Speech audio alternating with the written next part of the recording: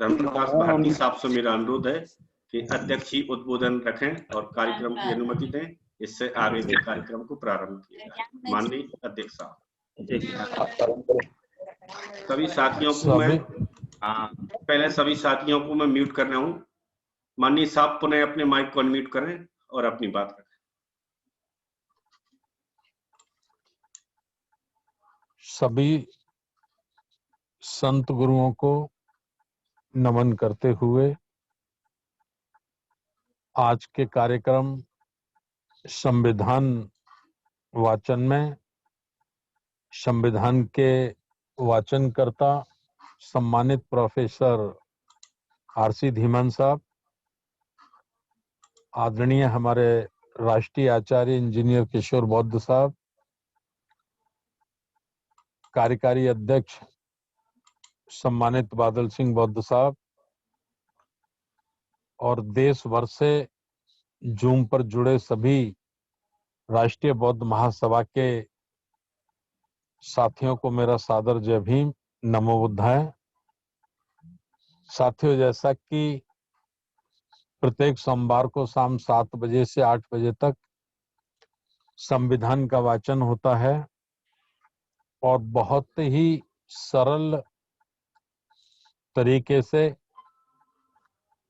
बहुत अच्छी संविधान की धाराओं का ज्ञान हमें असिस्टेंट प्रोफेसर आरसी धीमान साहब देते हैं। पूरे देश में लोग उनके संविधान वाचन के संबंध में चर्चा करते हैं, तो इसका जो हमारा उद्देश्य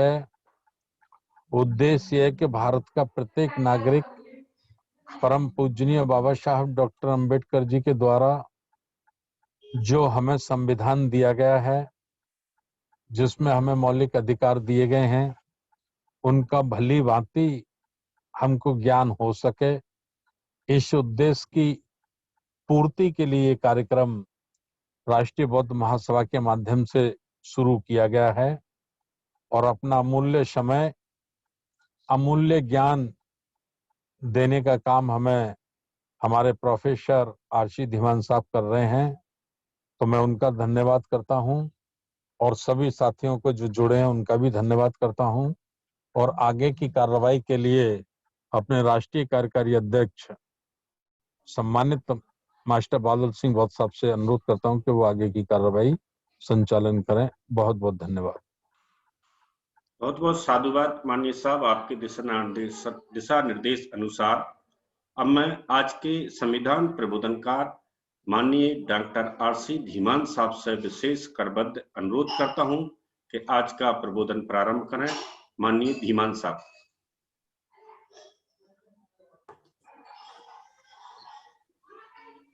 जय भीम, नमो बुद्धाय।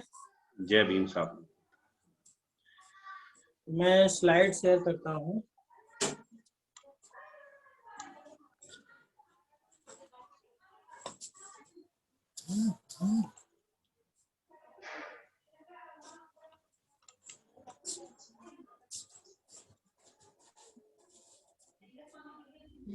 माननीय बादल सिंह बौद्ध जी, वो स्लाइड शेयर करने का ऑप्शन दीजिए।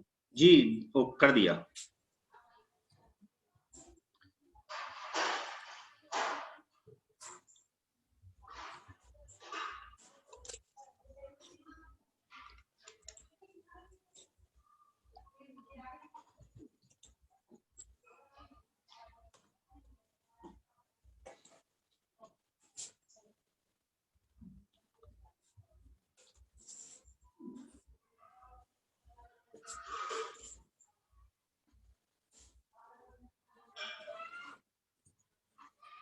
स्लाइड शेयर हो रही है जी। Thank you.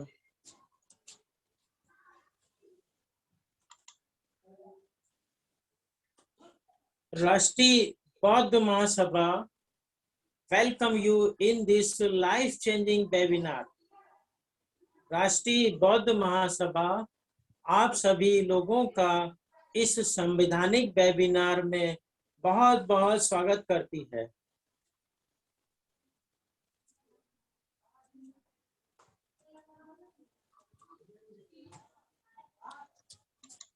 आज राष्ट्रीय बौद्ध महासभा की इस संवैधानिक वेबिनार की अध्यक्षता कर रहे माननीय धर्म प्रकाश भारती जी, पूर्व विधायक एवं संस्थापक राष्ट्रीय बौद्ध महासभा एवं कार्यकारी अध्यक्ष माननीय मास्टर बादल सिंह बौद्ध जी एवं हमारे बीच उपस्थित पूरे भारत देश के राष्ट्रीय पदाधिकारी, कार्यकर्तागण एवं प्रादेशिक स्तर के पदाधिकारी, कार्यकर्तागण, उपासक एवं उपासिकाओं, आप सभी लोगों का राष्ट्रीय बौद्ध महासभा के इस संवैधानिक वेबिनार में एक बार पुनः बहुत बहुत साधुवाद, बहुत बहुत स्वागत है। यह एक मेरी घोषणा है, जैसा कि हर वेबिनार में मैं इसे प्रस्तुत करता हूं, निश्चित रूप से इसको लोगों ने जो है पढ़ भी लिया होगा और समझ भी लिया होगा। और यह मेरा एक परिचय है कि मेरा नाम आर.सी. धीमान है और मैं असिस्टेंट प्रोफेसर के पद पे कार्यरत हूँ। मैं कानून की शिक्षा देता हूँ।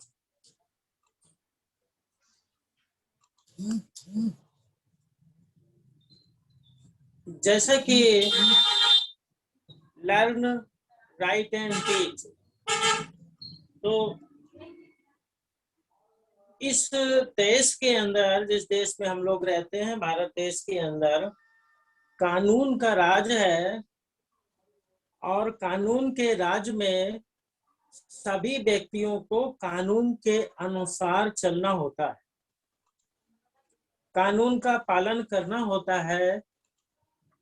कानून के राज में संविधान सर्वोच्च होता है और जब भारत देश के नागरिकों से यह अपेक्षा की जाती है कि वह कानून के अनुसार आचरण करें, कर्तव्यों को पूर्ण करें, उसके अलावा अन्य अंग कार्यपालिका, न्यायपालिका और विधायिका भी संवैधानिक प्रावधानों के अनुसार कार्य करें, तो ऐसी स्थिति में ये आवश्यक हो जाता है कि कम से कम संविधान की जानकारी सभी व्यक्तियों को निःशुल्क प्रदान की जाए।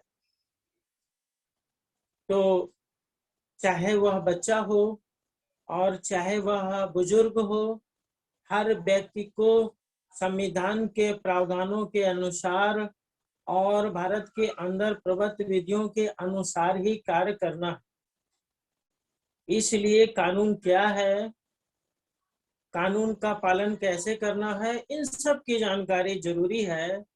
और राष्ट्रीय बौद्ध महासभा पूरे भारत देश के अंदर इस ऐतिहासिक कार्य को अपने जिम्मेदारी समझ के पूर्ण कर रही है और भारत देश के सभी नागरिकों का यह कर्तव्य है कि भारत के संविधान को पढ़ें, समझें और पढ़ाएं। लर्न, राइट एंड टीच, क्योंकि संवैधानिक शासन के लिए जरूरी है कि जो है संविधान का पालन और संविधान का अध्ययन किया जाए। तो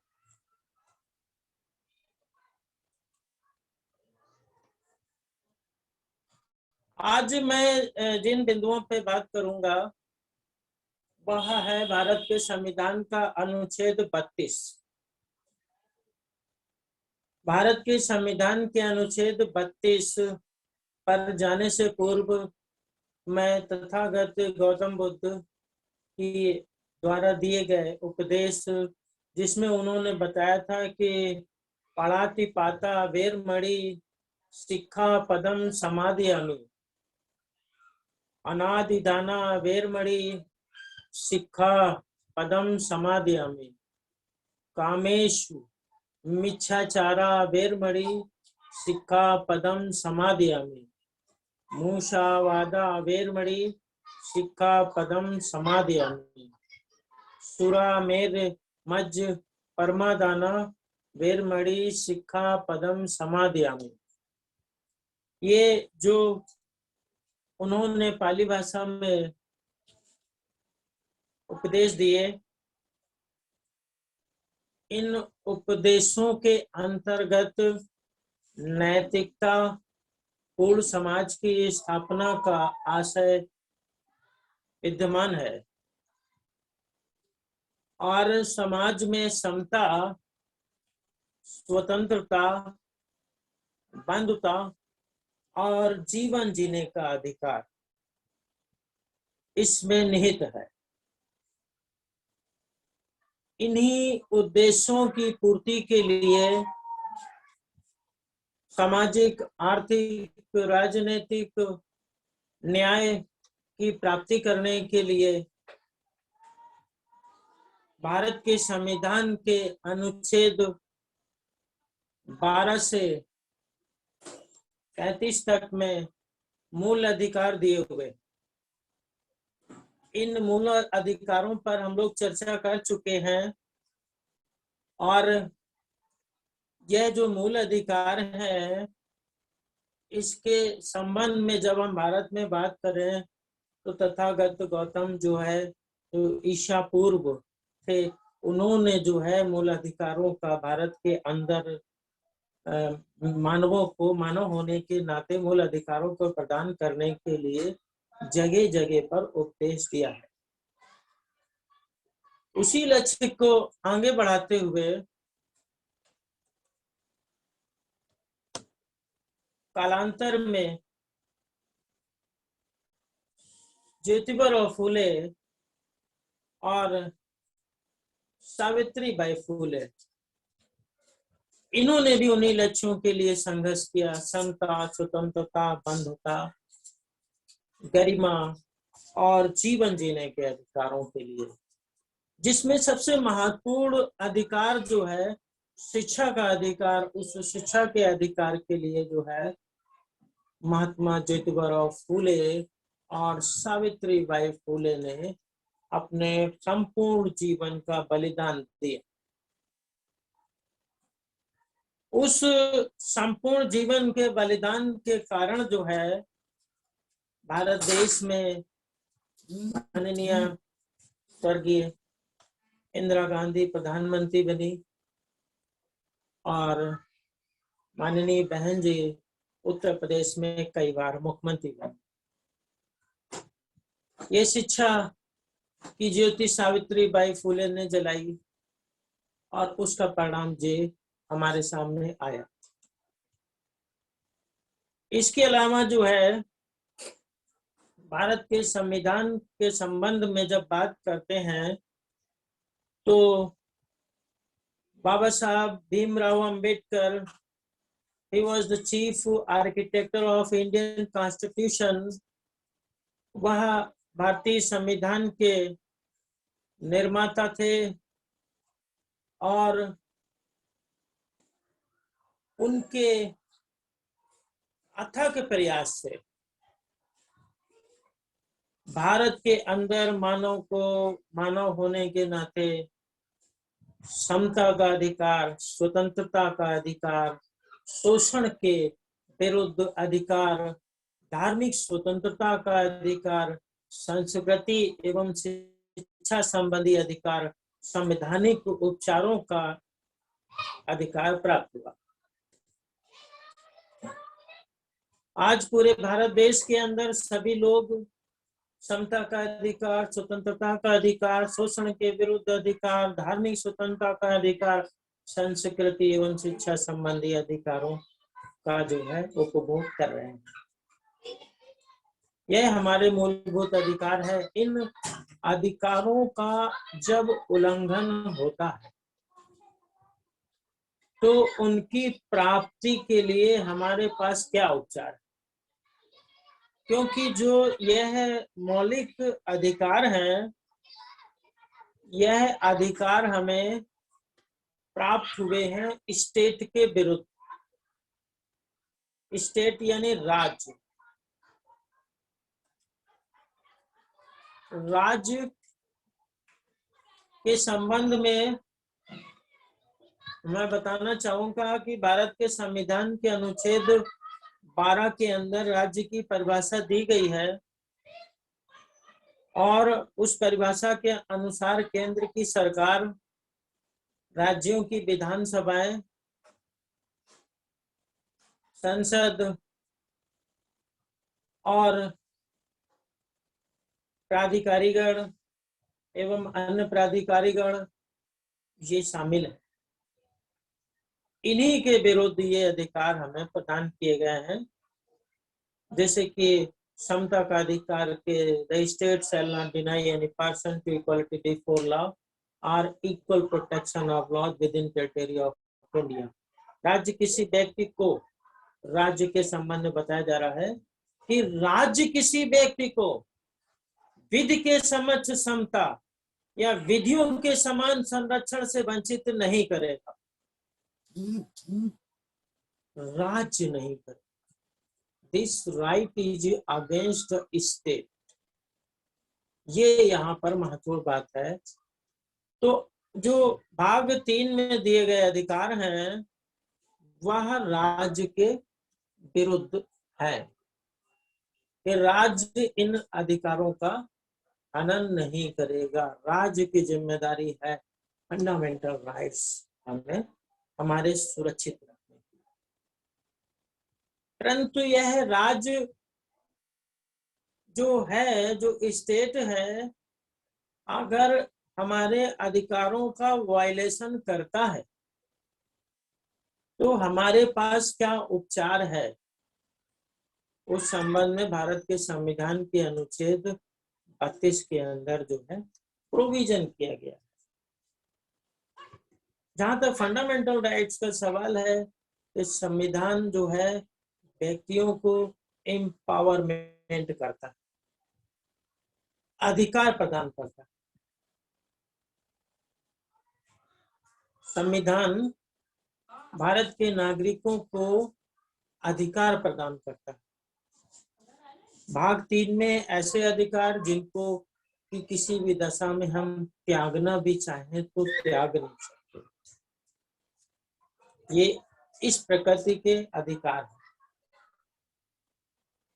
इन अधिकारों को प्रदान करके भारत के सभी नागरिकों और भारत में उपस्थित व्यक्तियों को एम्पावरमेंट किया गया।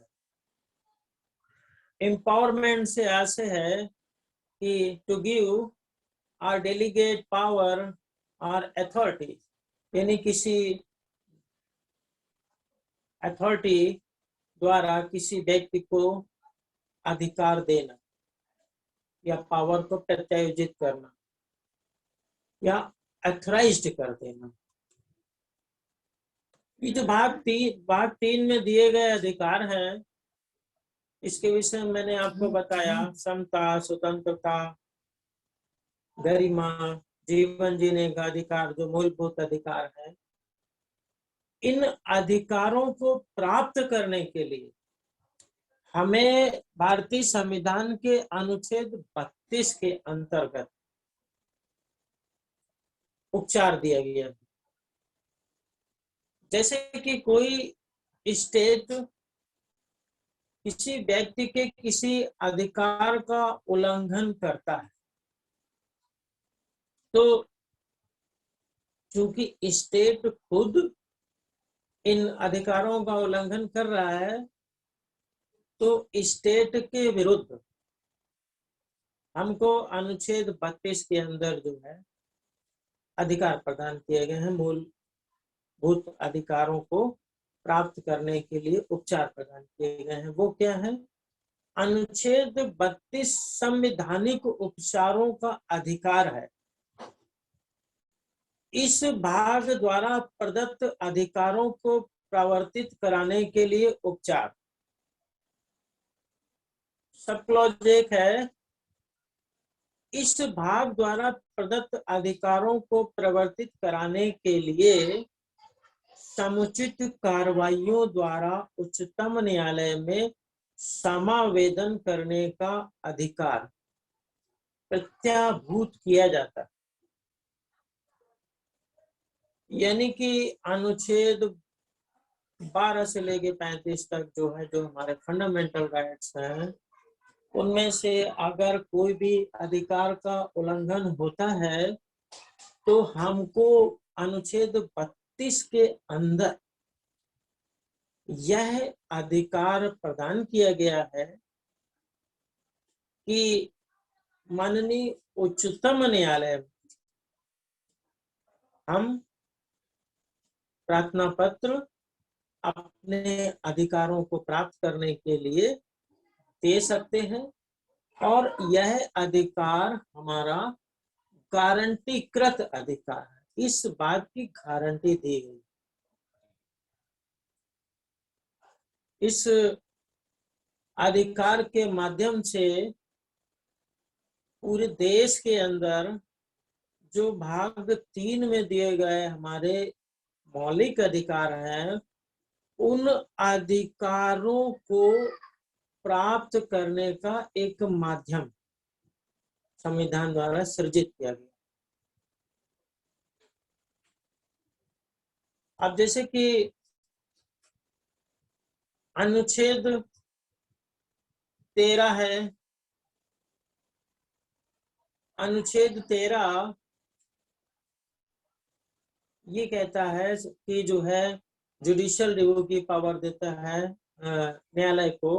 अनुच्छेद 13 में लिखा हुआ है कि जो है इस संविधान के लागू होने से ठीक पहले भारत में प्रवृत्त वो समस्त विधियां जो भाग 3 में दिए गए मूल अधिकारों को के विरुद्ध है, शून्य होगी, असंगत है, शून्य होगी। तो ये लॉ है, ये अनुच्छेद 13 सब क्लॉज 1 है और ये जो है भारत के अंदर वो सारे के सारे नियम, कायदे, रूढ़ी जो है प्रथाएं जो संविधान के अंदर अनुच्छेद 12 से 35 तक जो अधिकार दिए गए हैं उनके विरुद्ध है, असंगत है, उन नियमों कायदों को शून्य कर देती है। और अनुच्छेद 13 सब क्लॉज 2 में लिखा है कि राज्य कोई ऐसी विधि नहीं बनाएगा जो भाग 3 में दिए गए अधिकारों को छीनती हो या न्यून करती हो। और साफ साफ जो है अनुच्छेद 13 जो है स्टेट को रोक रहा है कि आप कोई ऐसा कानून नहीं बनाओगे जो भाग 3 में दिए गए मौलिक अधिकारों को छीनता या उसको न्यून कर देता हो, कम कर देता, ऐसा लिखा हुआ है। और यदि जो है ऐसी कोई विधि बन जाती है जो मूल अधिकारों को छीनती है या न्यून करती है तो वह विधि उल्लंघन की मात्रा तक शून्य हुई, ऐसा लिखा अनुच्छेद 13। अनुच्छेद 14 राइट टू इक्वालिटी की बात करता है कि कानून की नजर में सभी बराबर हैं, कानून का सभी को समान संरक्षण। अनुच्छेद 15 धर्म, मूल, वंश, जाति, जन्म स्थान इत्यादि के आधार पर विभेद को रोकता है। स्त्रियों और बच्चों के लिए जो है राज्य उन्हें समानता के अधिकार तक पहुंचाने के लिए कल्याणकारी जो है उनके कल्याण के लिए विधियों का निर्माण कर सकता है, स्पेशल प्रोविजंस बना सकता है। अनुसूचित जाति जनजाति के लिए स्पेशल प्रोविजंस बना सकता है। ये जो भाग 3 में दिए गए अधिकार हैं, अगर उसका अनुपालन नहीं हो रहा है, अनुच्छेद 16 में अवसर की समता है, अनुच्छेद 17 में जो है अनटचेबिलिटी को समाप्त किया जाता है, कहीं पे अनटचेबिलिटी हो रही है। इस तरीके से अनुच्छेद 21 में जीवन जीने का अधिकार दिया है। इस तरह जो हमारे मौलिक अधिकार है, इन अधिकारों का जब उल्लंघन होता है तो हम देश के नागरिक अपने अधिकारों को प्राप्त करने के लिए अनुच्छेद 32 के तहत माननीय सुप्रीम कोर्ट में प्रार्थना पत्र दे सकते हैं। इंडिया में हमें अधिकार दिया है जो है संविधान ने कि आप रिट फाइल करिए, आप प्रार्थना पत्र जो है वहां पर रिट के माध्यम से लगाइए। यह अधिकार अनुच्छेद 32(1) के अंदर दिया है, जिसकी वजह से हमारा जो मौलिक अधिकार है भाग 3 में दिया गया अधिकार वो हमें प्राप्त होता है। उसका वायलेशन होने पर हमें उपचार मिलता है। जैसे एक व्यक्ति बीमार हो जाता है, अस्वस्थ हो जाता है, तो अस्वस्थ होने के बाद जो है उसको इलाज कराने के लिए चिकित्सा की व्यवस्था होती है। उसी तरीके से अगर देश के नागरिकों के इन मौलिक अधिकारों का उल्लंघन होता है तो हमें इस अनुच्छेद 32(1) में ये उपचार प्राप्त। माननीय न्यायालय सुप्रीम कोर्ट ऑफ इंडिया देखेंगे।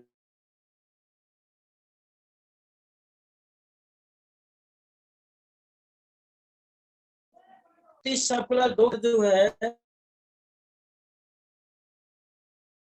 है कि इस भाग द्वारा प्रदत्त अधिकारों में से किसी को प्रवर्तित कराने के लिए उच्चतम न्यायालय को ऐसे निर्देश या आदेश या रिट जिनके अंतर्गत बंदी प्रत्यक्षीकरण, परमादेश, प्रतिषेध, अधिकार परीक्षा और उत्प्रेषण रिट शामिल है, जो भी समुचित हो निकालने की शक्ति होगी।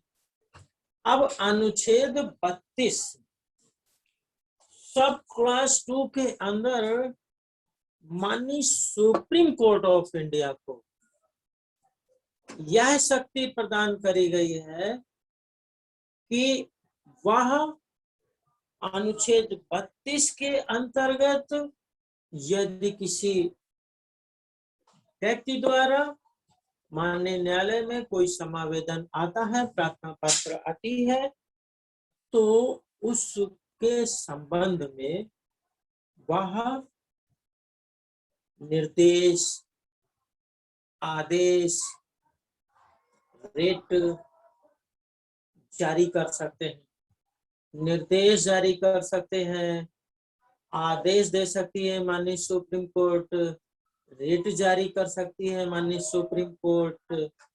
और इसके लिए जो है कुछ जो है रिटे हैं, जैसे कि बंदी प्रत्यक्षीकरण, परमादेश, प्रतिषेध, अधिकार परीक्षा और उत्प्रेषण रिट, ये 5 रिटे माननीय न्यायालय जो है जारी कर सकते। जो व्यक्ति न्यायालय के समक्ष उपचार के लिए आया है उसके संबंध में माननीय न्यायालय इन रिटों को जारी कर सकती है। उसके अलावा जो है अपने एडमिनिस्ट्रेशन के लिए या अन्य आवश्यक न्यायिक कार्य के लिए इनका प्रयोग करती है।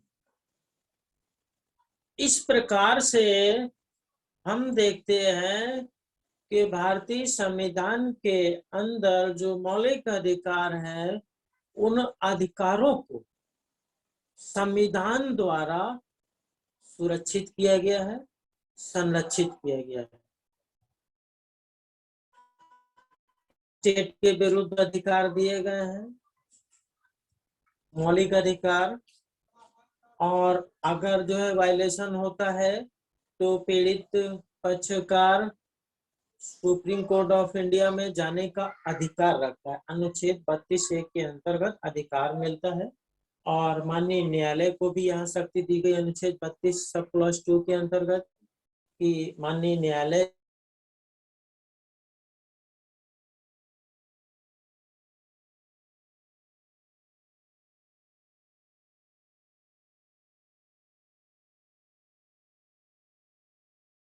बंदी से आशय मैं आगे भी कुछ समझाऊंगा। आगे हम लोग आर्टिकल 32 संवैधानिक उपचारों का अधिकार।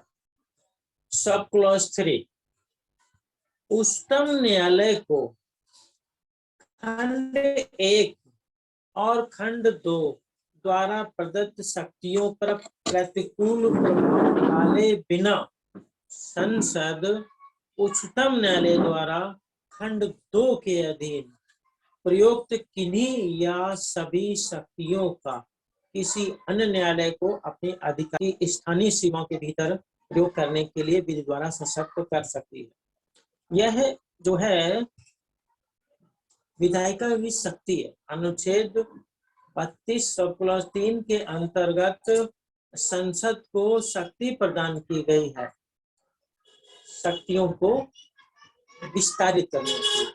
इसके अंतर्गत यह बताया गया है कि उच्चतम न्यायालय को खंड 1 और खंड 2 जो भी हमने सब क्लॉज 1 सब क्लॉज 2 पीछे समझाया, उसके अंदर जो भाव है उस पर प्रतिकूल प्रभाव डाले बिना, यानी कि खंड 1 के अंतर्गत मैंने कि जो है भाग 3 में दिए गए अधिकारों का उल्लंघन होने पर व्यक्ति को संविधान के अनुच्छेद 32(1) के अंतर्गत माननीय उच्चतम न्यायालय में समावेदन डालने का अधिकार है।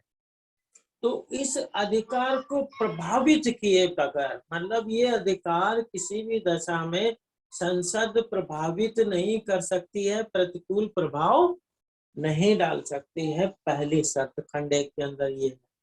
खंड 2 में माननीय सुप्रीम कोर्ट को यह अधिकार जो दिया गया है, शक्ति प्रदान की गई है कि जो है वह निर्देश, आदेश और रिटे जारी कर सकती है, जिसमें मैंने रिटे बताया। ये तो खंड 1 और खंड 2 के अंतर्गत जो शक्तियां हैं और जो अधिकार है उन पर प्रतिकूल प्रभाव डाले बगैर संसद उच्चतम न्यायालय के द्वारा खंड 2 के अधीन जो शक्तियां हैं उनको किसी अन्य न्यायालय में अपनी जो है स्थानीय सीमाओं के भीतर रहते हुए विस्तारित कर सकती है। अनुच्छेद 32 सब क्लॉज 4 इस संविधान द्वारा अन्यथा उपबंधित के सिवाय इस अनुच्छेद द्वारा प्रत्याभूत अधिकार निलंबित नहीं किए जाएंगे। इट इज वेरी इंपॉर्टेंट कि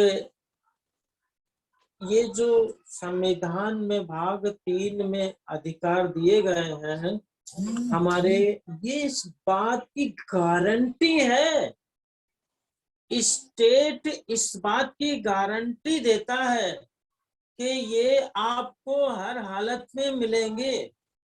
जैसे हम लोग जो है पहले कोई सामान खरीदने जाते थे, कुकर खरीद के लाते, तो कुकर कंपनी बताती थी कि आपको 3 साल की गारंटी है। उसी तरीके से ये भारतीय संविधान के अंदर अनुच्छेद 12 से 35 तक जो अधिकार है वो गारंटीकृत है, उसकी गारंटी है। और ये गारंटीकृत अधिकारों को स्टेट उपलब्ध कराए। It is liability of the state कि देश के नागरिकों को इन अधिकारों को हर दशा में उपलब्ध कराया जाए, इस बात की गारंटी है। और दूसरी तरफ स्टेट को ये भी बोला जा रहा है कि आप इन अधिकारों को छीन नहीं सकते, ये आपके विरुद्ध है। परंतु जो है अनुच्छेद 32(4) में इस बात को और ज्यादा मजबूती से रखा गया है कि इस संविधान द्वारा अन्यथा उपबंधित के सिवाय इस अनुच्छेद द्वारा प्रत्याभूत अधिकार निलंबित नहीं किया जाएगा, यानी इन अधिकारों को निलंबित नहीं किया जा सकता। संविधान में अगर जो है संशोधन करके कोई विधि बनाई जाती तो वो संवैधानिक विधि होगी अनुच्छेद 12 के अंतर्गत, यानी संवैधानिक प्रावधानों से अलग हटके इन अधिकारों को निलंबित नहीं किया जा सकता है। इस संबंध में एक केस है, वो बड़ा ही जो है पॉपुलर केस है, वो भी मैंने इसमें लिखा नहीं लेकिन मैं बता रहा हूं आपको कि शिवाकांत ओझा, शिवाकांत शुक्ला है, शिवाकांत शुक्ला बनाम मध्य प्रदेश राज्य। इस मामले में जो है आपातकालीन स्थिति में अनुच्छेद 21 और अनुच्छेद 19 के अधिकारों को निलंबित कर दिया गया। अनुच्छेद 21 जो है जीवन जीने का अधिकार है, उसमें सुप्रीम कोर्ट ऑफ इंडिया ने डिसाइड किया, अभिनिर्णय दिया कि किसी भी दशा में अनुच्छेद 21 को निलंबित नहीं किया जा सकता।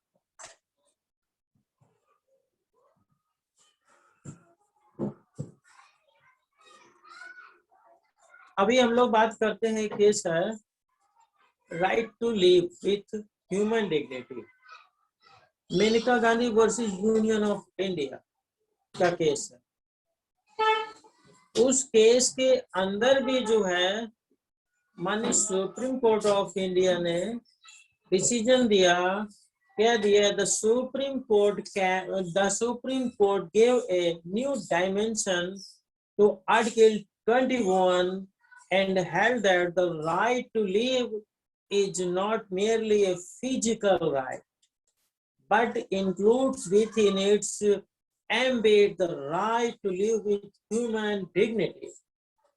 कहने का मतलब ये है कि सुप्रीम कोर्ट ऑफ इंडिया ने ये कहा कि जो है अनुच्छेद 21 जो जीवन जीने का अधिकार है वह केवल शारीरिक अधिकार तक ही सीमित नहीं है, बल्कि इसका दायरा मानव को गरिमापूर्ण जीवन जीने के अधिकार के साथ शामिल है। इससे पूर्व के निर्णय में क्या हुआ था कि अनुच्छेद 21 के संबंध में माननीय न्यायालय ने पूर्व के निर्णय में यह जो है इंटरप्रेटेड किया था। अनुच्छेद 21 समझ करके हम लोग बात करते हैं इसके महत्व को, कि जो है अनुच्छेद 21 है कि no person shall be deprived of his life and liberty except the procedure established by law। यानी किसी भी व्यक्ति के प्राण एवं दैहिक अधिकार को विधि द्वारा स्थापित प्रक्रिया से ही वंचित किया जाएगा, अन्यथा नहीं किया जाएगा। इतना। अब यहाँ पर माननीय न्यायालय ने जो है जो दैहिक अधिकार शब्द है उसको पूर्व निर्णय में यह जो है इंटरप्रेटेड किया था कि शारीरिक स्वतंत्रता से है। दैहिक स्वतंत्रता यानी लाइफ एंड लिबर्टी से आशय है कि ये जो शरीर है ये स्वतंत्र होना चाहिए, इसको बेड़ियों में, हथकड़ियों में, रस्सी से या किसी तरीके से बांध करके किसी जगह ना रखा जाए। दैहिक स्वतंत्रता, ये किसी कमरे में इसको बंद करके रख दिया जाए, देह को हमारी स्वतंत्र नहीं किया जाता है, तो दैहिक स्वतंत्रता हमारी प्रभावित होती है। परंतु जो है माननीय सुप्रीम कोर्ट ऑफ इंडिया ने Menaka Gandhi versus union of India के केस के अंदर दैहिक स्वतंत्रता की पदावली को विस्तारित कर दिया और उसमें लाइफ और लिबर्टी, डिग्निटी वो भी उसमें जो है डाला है। यानी कि जो दैहिक स्वतंत्रता है हमारी और जो जीवन जीने का अधिकार है, उसमें गरिमापूर्ण जीवन जीना भी है। मतलब we have to live with our dignity. If we are not getting dignity, we are not getting right of Article 21. अगर जो है हमारी डिग्निटी प्रभावित हो रही है, हमारी गरिमा प्रभावित हो रही है, तो हमारे अनुच्छेद 21 में प्रदत्त जीवन जीने के अधिकार का वायलेशन हो रहा है। और फिर जो है इस तरीके से मेनका गांधी के केस के बाद जो है आर्टिकल 21 का डायमेंशन बढ़ता चला गया। आज तो उसमें पर्यावरण भी शामिल है। पर्यावरण जैसे कि जो है MC Mehta versus union of India के केस के अंतर्गत जो है, अब देखिए भारतीय संविधान के अनुच्छेद 21 का जब आर्टिकल 21 हम देखते हैं तो उसमें क्या लिखा कि no person shall be deprived of his life and liberty. Life और लिबर्टी की बात हो रही है, दैहिक स्वतंत्रता की बात हो रही है। परंतु जो है जो लाइफ शब्द है, जो जीवन है, उस जीवन में हमें जीने के लिए जो आवश्यक चीजें हैं वो भी जो है जीवन जीने के अधिकार में शामिल है, अनुच्छेद 21 में शामिल है। जैसे कि एयर, हवा। अब अगर हमें ऑक्सीजन शुद्ध नहीं मिलती है तो हमारा जीवन प्रभावित हो रहा है। जो आर्टिकल 21 में हमें अधिकार मिला वो प्रभावित हो रहा है। तो जो है MC Mehta versus union of India case के अंतर्गत MC मेहता ने पर्यावरण का मामला उठाया कि जो है ये जो पर्यावरण है जिसमें ऑक्सीजन की मात्रा कम होती जा रही है, कार्बन डाई और जो है नाइट्रोजन और जो है दूसरी मीथेन गैसें जो है उसमें बढ़ती चली जा रही हैं, विषैले पदार्थ उसमें होते चले जा रहे हैं, जिसकी वजह से श्वसन क्रिया के माध्यम से वो एयर हमारे बॉडी में जा रही है, लंग्स में जा रही है और वो लंग्स के अंदर इकट्ठा हो रहा है कार्बन और दूसरी विषैली चीजें, जिसकी वजह से धीरे धीरे हमारा जो है लंग्स प्रभावित हो रहा है और जो हमारा जीवन है वो धीरे धीरे नष्ट हो रहा है। Slowly we are dying. इस तरीके से हमारा जो जीवन जीने का अधिकार अनुच्छेद 21 में प्रदान किया गया है वो प्रभावित हो रहा है। तो माननीय सुप्रीम कोर्ट ऑफ इंडिया ने जो है उसमें आर्टिकल 21 में जीवन जीने के अधिकार के अंतर्गत जो है पर्यावरण को स्वच्छ पर्यावरण का भी अधिकार हमें प्रदान किया। देखिए ठीक है, व्यक्ति को स्वच्छ वायु मिलनी चाहिए। It is the liability of the state to provide the जो है pure air to the citizens of India. दूसरा, सिर्फ हवा ही नहीं, स्वच्छ पानी भी जो है हमारा जीवन जीने का अधिकार है। स्वच्छ पानी ही नहीं, केस के अंदर बिजली को भी हमारा जीवन जीने के अधिकार में शामिल कर दिया गया। डिग्निटी हमारा पहले से शामिल है।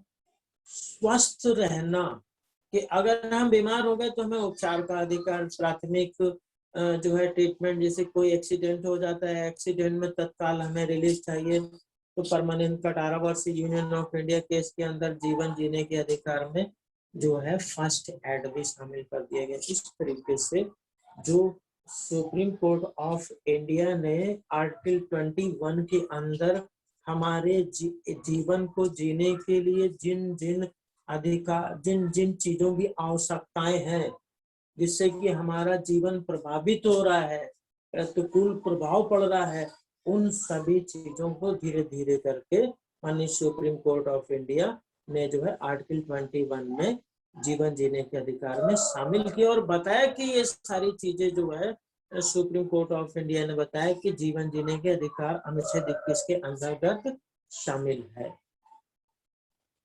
इस प्रकार से जो है जो अभी जो है एक केस आया था, उसमें जो है एनिमल के जो है जीवन जीने की भी बात जो है 21 में शामिल हो रही है।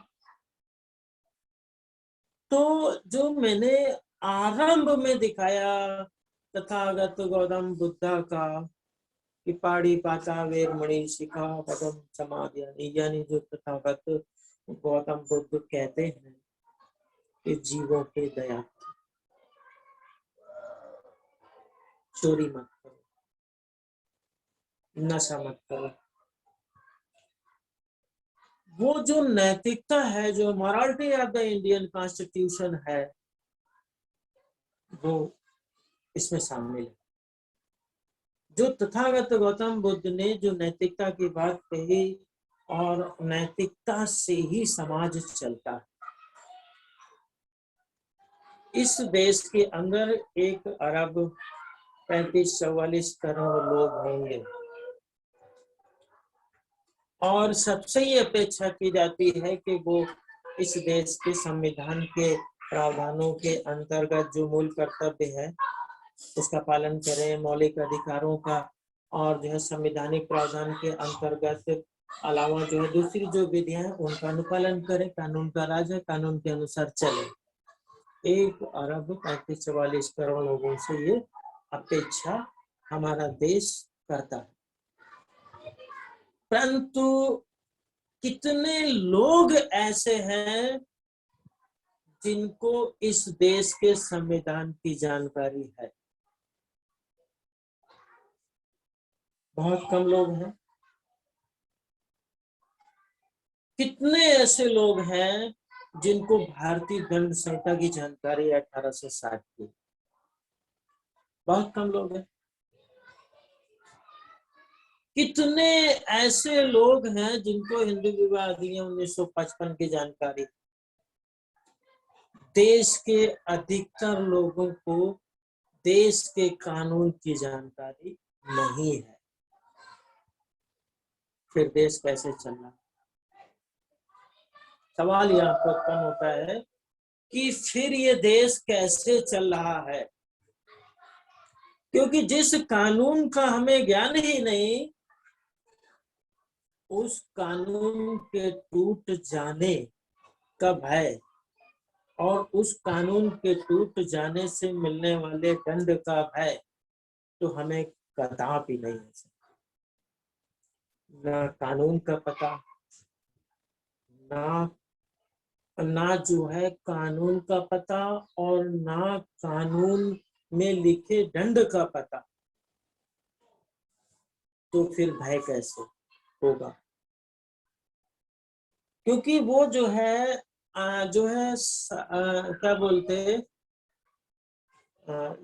क्या बोलते ऑस्टिन वेदरलाइज the command of the sovereign. विधि संप्रभु का समादेश है, संप्रभु का समादेश है। कानून जो है संप्रभु का आदेश है, और उस आदेश का लोग पालन करते हैं। परंतु देश की जनता को आदेश का ही पता नहीं, कानून का भी पता नहीं, तो पालन कैसे हो रहा है, देश चल कैसे रहा है, ये महत्वपूर्ण बात है। तो देश चल रहा है मोरालिटी से, नैतिकता से। लोगों को इतनी समझ है कि क्या गलत है और क्या सही है। उनके अंतःकरण के आधार पर उन्हें इस चीज का एहसास है कि क्या सही है और क्या गलत है, और जो सही है उनके अंतःकरण के आधार पर उसे वो मान रहे, उन्हें विधियों का पता नहीं। विधियों का पता तो तब पता चलता है जैसे एक पति अपनी पत्नी को गुस्से में एक चाटा मार देता है तेजी से, तो वह सोचता है कि जो है ये तो हमने मार दिया, हमारा अधिकार है। परंतु जब पत्नी के चाटा पड़ता है और वह गाल घुमा लेती है और उसके आंख में लगता है हाथ और उसकी आंख फूट जाती है, तब पता चलता है किसी के अंतर्गत जो है विनीरियस क्राइम हुआ। बेल नहीं होगा तो अपराध होने के बाद व्यक्ति को आपराधिक विधि का पता चलता है और उस आपराधिक विधि में क्या दंड दे दिया जाएगा ये पता चलता है। अन्यथा कानून का ज्ञान वकीलों को होता है,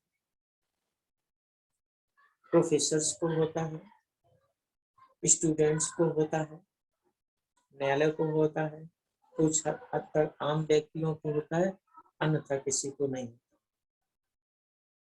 सिर्फ और सिर्फ नैतिकता, लॉ ऑफ मोरालिटी, जो तथागत गौतम बुद्ध ने आरंभ में क्रिएट की ईर्ष्यापूर्वक, उससे चलता लोग नैतिकता के आधार पर सही गलत का निर्णय करते हैं और उसके अनुसार देश में जो है जो जनता है वह बिहेव करती है। तो यहाँ से आगे बढ़ते हैं। AK गोपालन वर्सेस स्टेट ऑफ मद्रास राज्य है, उसके अंतर्गत भी जो है निरोध अधिनियम की धारा 14 अवैध और शून्य घोषित की जाती है। यह धारा संविधान गारंटी गए अधिकार ही नहीं कर रही है, इनकार ही नहीं कर रही है, बल्कि जो है यह जो फंडामेंटल राइट्स है उसका भी वायलेशन करती है।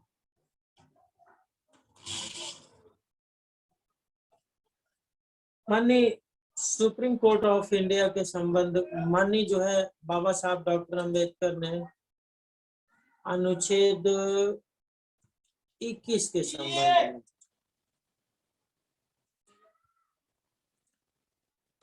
माननीय जो है सुप्रीम कोर्ट को जो अधिकार दिया गया है, तो अनुच्छेद 21 के संबंध में जब भारत के पार्लियामेंट के अंदर जो है बहस चल रही थी, उस बहस में जो अनुच्छेद 21 के अंतर्गत एक शब्द इस्तेमाल किया गया है कि जो है किसी भी व्यक्ति के प्राण एवं दैहिक अधिकार को विधि द्वारा स्थापित प्रक्रिया, जो शब्द है विधि द्वारा स्थापित प्रक्रिया, विधि द्वारा यानी कि प्रोसीजर इस्टेब्लिश बाय लॉ। तो जब पार्लियामेंट में जो है इस बात पे प्रक्रिया पर बात चल रही थी कि जो है अनुच्छेद 21 के अंतर्गत जो है विधि द्वारा स्थापित प्रक्रिया रखी जाए अथवा जो है ड्यू प्रोसेस यानी न्यायालय डिसाइड करेगा या विधायिका डिसाइड करेगी क्या होना चाहिए, है ना। तो बाबा साहब डॉक्टर भीमराव अंबेडकर ने कहा था कि जो है इस संबंध में यह आप लोगों पे छोड़ता हूँ, सदन के ऊपर छोड़ता हूँ कि इसमें ड्यू प्रोसेस रखा जाए या जो है इस्टेब्लिश बाय लॉ रखा जाए, क्योंकि खतरे दोनों तरफ हैं। बाबा साहब डॉक्टर अम्बेडकर ने जो बहुत पहले भविष्यवाणी कर दी थी और ये बड़ी महत्वपूर्ण बात है, इसको समझने की जरूरत है कि उन्होंने कहा कि खतरे दोनों तरफ हैं। अगर जो है हम विधि द्वारा स्थापित प्रक्रिया रखते हैं, क्योंकि जो जीवन जीने का अधिकार है जिसमें माननीय सुप्रीम कोर्ट ने बहुत सारे डायमेंशन बढ़ाए, ये अधिकार बहुत महत्वपूर्ण है, आपके फंडामेंटल राइट्स। और जो है अगर जो है उसमें विधि द्वारा स्थापित प्रक्रिया शब्द रखा जाता है आर्टिकल 21 में, तो क्या समस्या खड़ी हो सकती है। तो बाबा साहब अम्बेडकर ने कहा कि भविष्य में कभी भी विधायिका पर किसी भी एक विचारधारा के व्यक्तियों का कब्जा हो सकता है, और अगर जो है उस विधायिका में एक विचारधारा के व्यक्तियों का कब्जा हो जाता है, तो फिर विधि द्वारा स्थापित प्रक्रिया के अंतर्गत ऐसी विधियां बन जाएंगी जो ये फंडामेंटल राइट्स जो है उस पे खतरा होता है। अगर जो है एक विचारधारा के सारे रिप्रेजेंटेटिव वहां पर हो जाते हैं। अब विचारधारा की बात करें तो विचारधारा कैसे? विचारधारा दो प्रकार की संभावना बाबा साहब अम्बेडकर ने महसूस की होगी, मेरा अनुमान है। पहले की संविधान समर्थक विचारधारा, दूसरी संविधान विरोधी विचारधारा। तो एक तो ये बात है। दूसरा कि समता, स्वतंत्रता, बंधुता और गरिमा की समर्थक विचारधारा, या समता, स्वतंत्रता, बंधुता और गरिमा के विरोध वाली विचारधारा। राष्ट्र की एकता, अखंडता को सुनिश्चित करने वाली विचारधारा, या राष्ट्र की एकता, अखंडता को विखंडित करने वाली विचार। कुछ ऐसे ही जो है उनका अपना मानना रहा होगा। परंतु जब भी कभी विधायिका में एक विचारधारा के लोगों का नियंत्रण हो जाता है, तो फिर जो है नागरिकों के मौलिक अधिकारों के लिए खतरे की घंटी बजना चालू हो जाएगी। दूसरी बात, ये खतरा एक तरफ है जो बाबा साहब अम्बेडकर ने महसूस किया। दूसरी तरफ जो है खतरा क्या है कि यदि जो है हम ड्यू प्रोसेस करते हैं तो न्यायपालिका भी निरंकुश और तानाशाह हो सकती है, ऐसे निर्णय कर सकती है जिससे कि जो है जिससे के माध्यम से मौलिक अधिकारों की खतरा उत्पन्न हो सकता है। तो अब यहाँ पर क्या रखा जाए, इसलिए जो है वहां पर उन्होंने इसको सदन के ऊपर छोड़ दिया, और सदन ने उसमें जो आर्टिकल 21 है उसमें जो है विधि द्वारा स्थापित प्रक्रिया शब्द का इस्तेमाल किया। अब ये बात मैंने क्यों कही, इसके पीछे एक रीजन है बात को बताने का। वो रीजन ये है कि ये जो आपके अधिकार हैं, अनुच्छेद 32(1), अनुच्छेद 32(1), जैसा कि आप जानते हैं किसी भी देश को चलाने के लिए 3 अंग होते हैं, कार्यपालिका, न्यायपालिका और विधायिका। विधायिका का कार्य है विधियों का निर्माण करना, कार्यपालिका का काम है विधियों का क्रियान्वयन करना, और न्यायपालिका का कार्य है न्याय।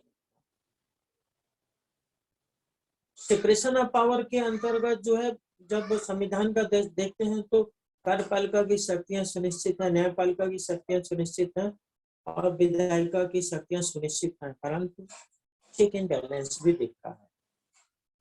चेक एंड बैलेंस ये दिख रहा है कि कुछ शक्तियां जो है विधायिका की कार्यपालिका के पास है, और कुछ शक्तियां न्यायपालिका की विधायिका और कार्यपालिका के पास है। इस तरीके से जैसे कि माननीय न्यायपालिका का यह कार्य है कि निर्णय करना, न्याय करना, परंतु जब हम विधायिका की तरफ देखते हैं तो लोकसभा अपने मामले में लोकसभा अध्यक्ष निर्णय करते हैं। न्यायिक शक्ति यहाँ पर भी है, कार्यपालिका के पास राष्ट्रपति जो है मर्सी पिटीशन सुनते हैं, राज्यपाल भी सुनते हैं, निर्णय करते हैं जो है मृत्यु दंड के मामले में। तो न्यायिक शक्ति जो है विधायिका में भी कुछ हद तक डाली गई, और कुछ हद तक जो है कार्यपालिका में दी गई और संपूर्ण शक्ति जो है न्यायपालिका के पास है। कार्यपालिका विधायिका के साथ न्यायपालिका में है। उसी तरीके से कार्यपालिका के पास जो है विधियों को एग्जीक्यूट करने की शक्ति है। तो जो है कार्यपालिका क्या कर रही है, विधियों का निर्माण कर रही है इनडायरेक्ट वे में। कैसे कि विधायिका का काम है विधि का निर्माण करना। हमारे जो रिप्रेजेंटेटिव्स होते हैं वो चुन करके पार्लियामेंट में जाते हैं और उनका मुख्य कार्य है कि वो वहां जाएं और विधियों का निर्माण करें, कानून बनाएं। परंतु वह जो है तकनीकी कारणों से, ज्ञान के अभाव में है या व्यस्तता के कारण जो है अपनी विधि बनाने की शक्ति को वह प्रत्यायोजित कर देते हैं कार्यपालिका में कि आप बनाओ।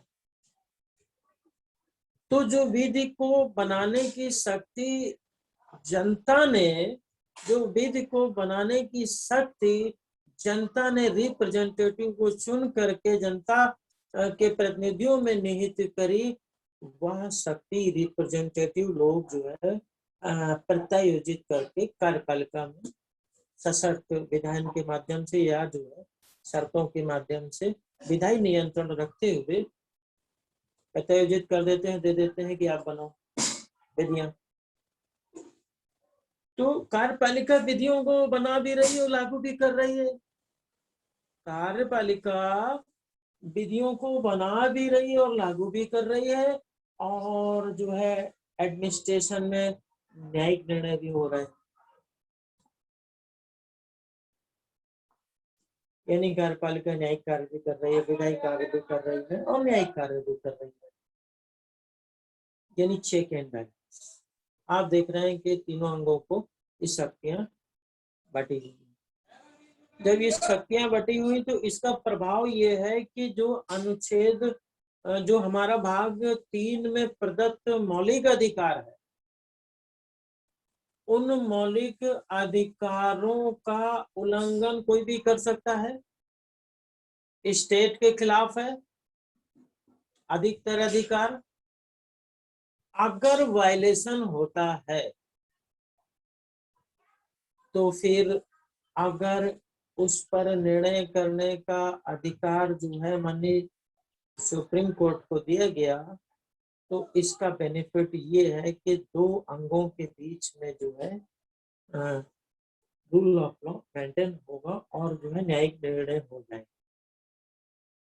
और जो है जिन लोगों का उल्लंघन हो रहा है अधिकारों का, उनको अनुच्छेद 32 सब क्लॉज 1 के अंतर्गत सुप्रीम कोर्ट ऑफ इंडिया में जा करके प्रार्थना पत्र देने का अधिकार प्रदान किया गया।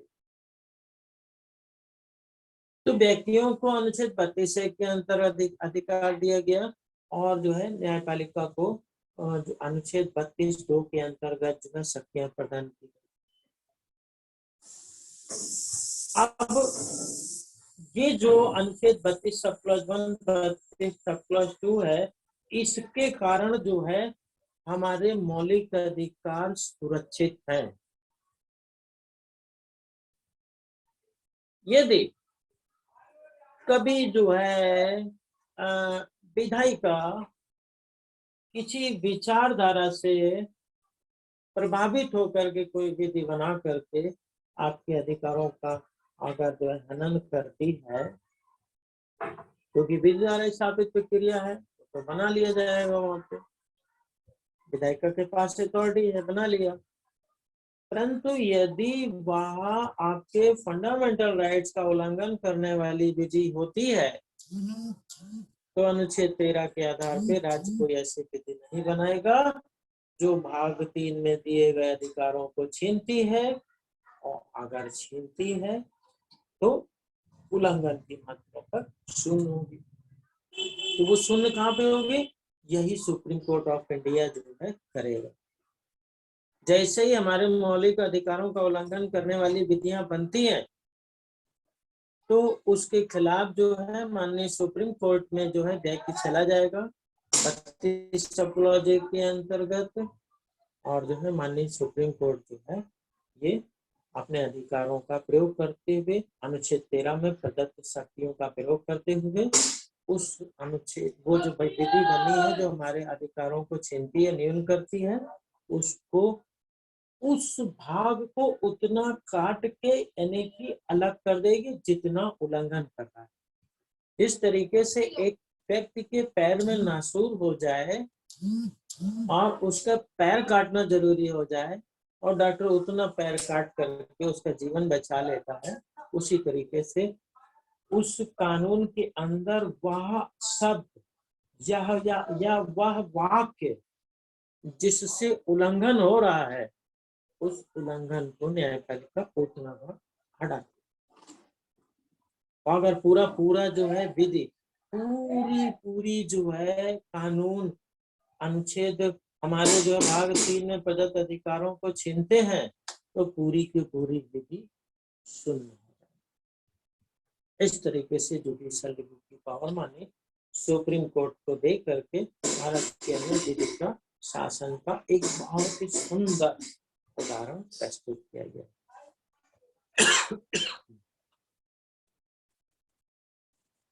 मेरे ख्याल से जो है रिटों के संबंध में भी आप लोगों को मुझे बताना है, परंतु जो है समय का अभाव है और समय निकलता जा रहा है, तो इसलिए जो है मैं अपने नेक्स्ट लेक्चर में ये जो अनुच्छेद 32 है इसके अंतर्गत कौन कौन सी रिटें माननीय सुप्रीम कोर्ट जारी करेंगे और उन रिटों का क्या अर्थ है, कैसे कैसे जो है हमारे मौलिक अधिकारों का प्रोटेक्शन करती है, इस संबंध में हम लोग चर्चा करेंगे।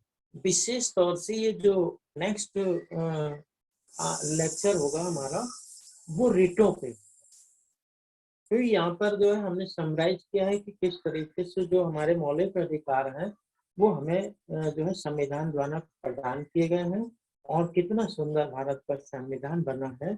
अगर इस संविधान को जो है देश के नागरिकों को निःशुल्क पढ़ाया जाए, अनिवार्य शिक्षा के रूप में पढ़ाया जाए, तो भारत के अंदर होने वाले अपराधों में कम से कम 80% की कमी आएगी।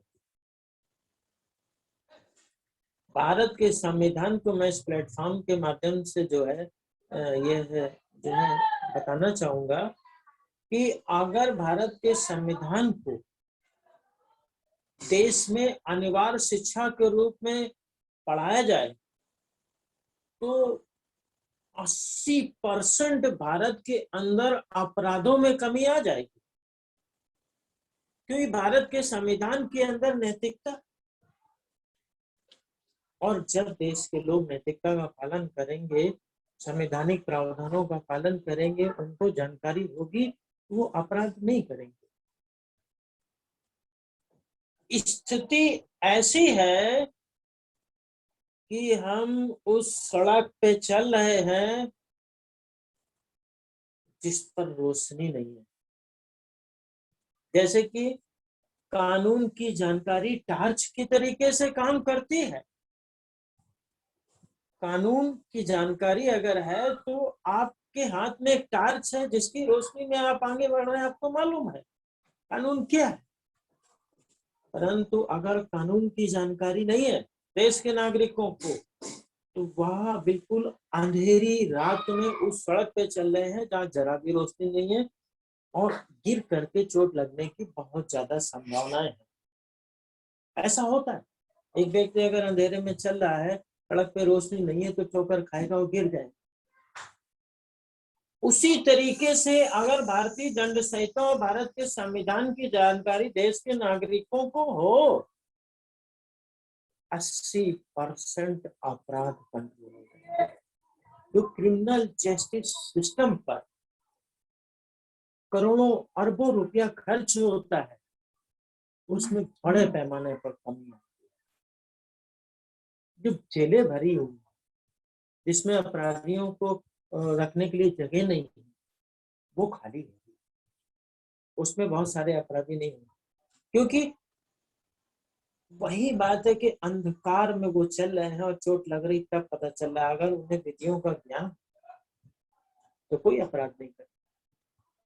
जो पढ़े लिखे हैं, जो कानून जानते हैं लोग, अधिकतर वो अपराध करने से डरते, 100 बार सोचते हैं। लेकिन जिसे कानून का ज्ञान नहीं, वो तो अंधेरे में चला जा रहा है, ठोकर लगेगी, गिर ही जाएगा। उसी तरीके से उसे क्राइम करने में कोई दिक्कत नहीं होती, उसे पता ही नहीं होता वो क्राइम कमिट कर रहा है।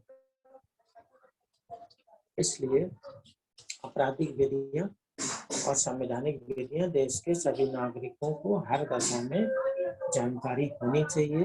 यही मैं आप सब लोगों से अपील करते हुए आज के लेक्चर को यहीं पर विराम देता हूँ। जय भीम, नमो बुद्धाय। बहुत बहुत साधुवाद माननीय धीमान साहब। अब मैं आज के अध्यक्षीय उद्बोधन के लिए माननीय आचार्य जी से अनुरोध करता हूं कि आज के अध्यक्षीय उद्बोधन रखें।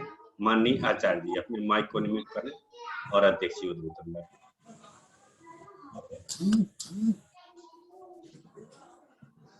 जी अनम्यूट करें सर।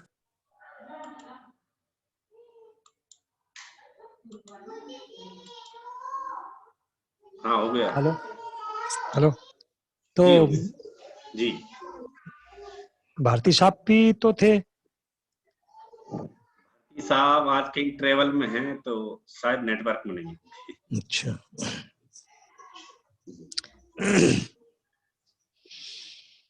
सभी महापुरुषों को मैं अपना अभिवादन करता हूँ, वंदन करता हूँ। और आज की इस वेबिनार मीटिंग में जो संविधान पर यहाँ पर आदरणीय धीमान साहब अपने विचार रखते हैं, इसमें हमारे कार्यवाहक अध्यक्ष माननीय बादल सिंह बौद्ध जी और तमाम हमारे देश भर से जुड़े हुए सम्मानीय उपासक उपासिकाएं, आज जो धीमान साहब ने संविधान पर चर्चा रखी है और पहले से ही वो रखते आ रहे हैं, और जो बात उन्होंने यहाँ कही आज, जितना ज्यादा इस देश के नागरिकों को संविधान की जानकारी होते जाएगी, अपराधों की संख्या कम होती जाएगी, क्योंकि जो जानता है वो अपराध करने से डरता है। और इस तरह से राष्ट्रीय बौद्ध महासभा की तरफ से ये जो पहल चल रही है, ये बहुत ही अच्छी पहल है। भविष्य में भी हम इसको गांव-गांव तक पहुंचाने का प्रयास करेंगे। तो आज जो भी इस मीटिंग में शामिल हुए, मैं उनका बहुत बहुत धन्यवाद करता हूँ, साधुवाद करता हूँ, आभार मानता हूँ। और मास्टर बादल बौद्ध जी को मैं आग्रह करता हूँ कि वे ही समापन की घोषणा करें। धन्यवाद। जय भीम। जी बहुत बहुत साधुवाद माननीय आचार्य जी। अब मैं सभी साथियों को माइक खोलने की अनुमति देता हूं और समापन गाथा सभ्य सप्ताह से आज के हम खत्म करेंगे आज के वेबिनार को।